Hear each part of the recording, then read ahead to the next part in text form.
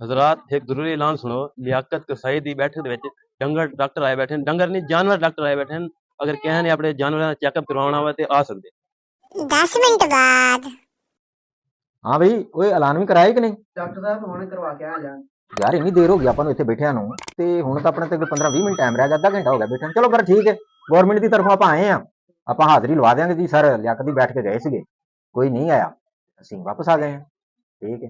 ये निशाना पे गई हैं वो ध्यान की ताथी ना पी आए कुत्ती मेरी कुत्ती किरे गई ओ कुत्ती किरे गई उनका इलाज करवावा पहले कुत्ती किरे गई ओए लाला कुत्ती है इधर नजर ओए ये बद्दी खड़ी है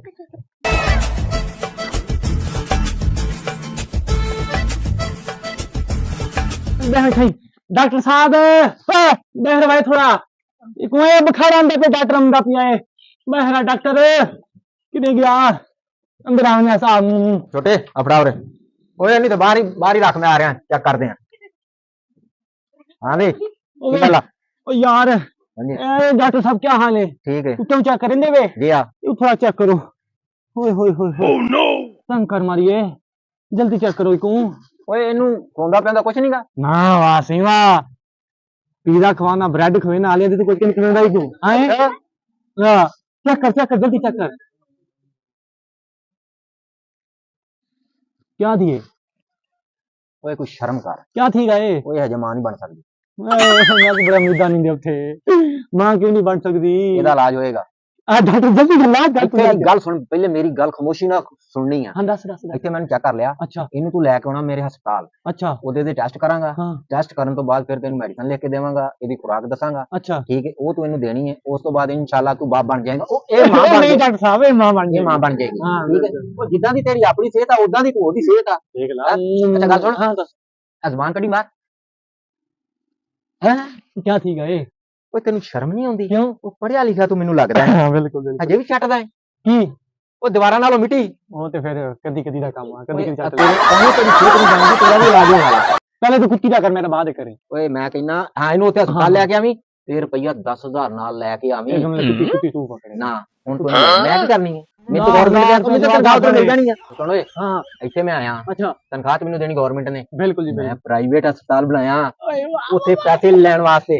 ਹਾਂਜੀ ਤਨਖਾਹ ਤੇ ਮੈਨੂੰ ਉਧਰੋਂ ਮਿਲ ਜਾਣੀ ਆ। अच्छा ਚੱਲ ਲੈ ਜਾ ਹੁਣ ਇਹਨੂੰ ਜਾ ਕੇ ਨਾ ਇਹ ਸਰਦੀ ਤੋਂ ਬਚਾ, अच्छा ਦੁੱਧ ਛੁੱਧ ਪਿਆ, ਕੋਈ ਗੋਸ਼ਤ ਖਵਾ ਇਹਨੂੰ। ਹਾਂ ਲੈ ਜਾ। साहब कोई कुछ है पागल तक ना लड़ नहीं कुत्ती का इलाज नहीं कीता ਉਹ ਪਿੰਡੂ ਚ ਕਿੱਥੋਂ ਚਵਲ ਆ ਜਾਂਦੇ ਉੱਠ ਕੇ, ਉਦਾਂ ਦੀ ਗਵਰਨਮੈਂਟ ਜਿਹੜੀ ਮੈਨੂੰ ਇੱਧਰ ਭੇਜ ਦਿੰਦੀ ਵੀ ਜਾ ਚੈੱਕ ਕਰਕੇ ਆ।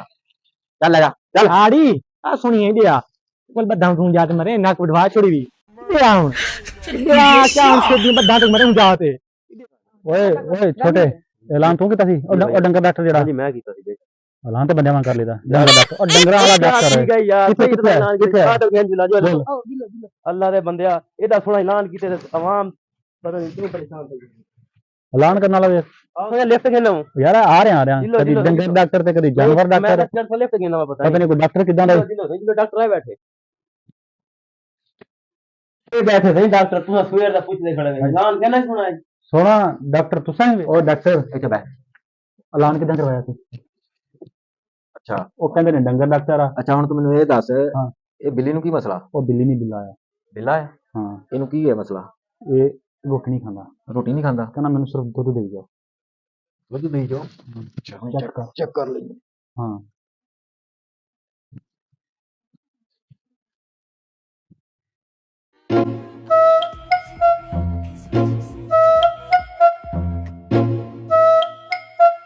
ਜਿੱਥੋਂ ਤੱਕ ਮੈਂ ਇਹਨੂੰ ਚੈੱਕ ਕੀਤਾ ਨਾ, ਜਿਵੇਂ ਤੂੰ ਕਹਿ ਰਿਹਾ ਦੱਸ ਰਿਹਾ ਹੈ, हम्म ਕਿ ਇਹਦੇ ਜਿਹੜੇ ਗੁਰਦੇ ਆ ਨਾ हम्म ਉਹਨਾਂ 'ਚ ਕੋਈ ਰੌਲਾ। हम्म ਮਜ਼ੀਦ ਤੂੰ ਇਵੇਂ ਕਰ ਕਿ ਇਹਨੂੰ ਜਿਹੜਾ ਨਾ हम्म ਲੈ ਜਾ ਘਰ, हम्म ਘਰ ਲਿਜਾ ਕੇ ਇਹਨੂੰ ਮੱਝ ਦਾ ਖਾਲਸ ਦੁੱਧ अच्छा ਗਰਮ ਕਰਕੇ, अच्छा ਜਦੋਂ ਠੰਡਾ ਗਰਮ ਦੇ ਵਿੱਚ ਪਾ ਲੈਣੀ 1 ਚਮਚੀ ਦੇਸੀ ਘਿਓ ਦੀ अच्छा ਪਾ ਕੇ, ठीक ਉਸ ਤੋਂ ਬਾਅਦ है मैं ਫਿਰ पी लवां ਉਹ ਲਾਨਤ ਆ ਤੇਰੀ ਤੇ ਮਰੀਜ਼ ਲੈ ਕੇ ਬਿੱਲਾ ਆ।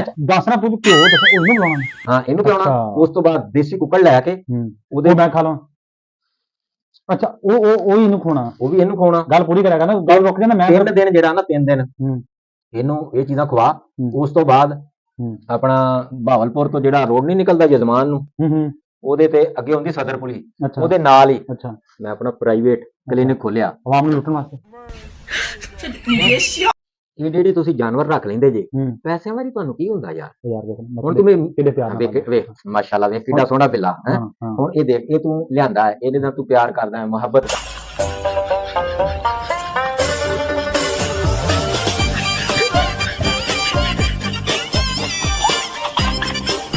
ਤੂੰ ਮੈਨੂੰ ਇਹ ਦੱਸ ਜਦੋਂ ਤੁਸੀਂ ਸਰਕਾਰੀਆਂ ਦੇ ਵਿੱਚ ਜਾਂਦੇ ਜੇ ਹੂੰ ਕਿੰਨੇ ਦਿਨ ਤੁਸੀਂ ਜ਼ਲੀਲ ਹੁੰਦੇ ਜੇ? ਉਹੋ ਹੀ ਡਾਕਟਰ ਬੈਠੇ ਹੁੰਦੇ ਜਿਨ੍ਹਾਂ ਨੇ ਪ੍ਰਾਈਵੇਟ ਕਲੀਨਿਕ ਖੋਲੇ ਹੁੰਦੇ ਆ, ਉੱਥੇ ਤੂੰ ਜਾਏਗਾ ਉਹਨਾਂ ਨੇ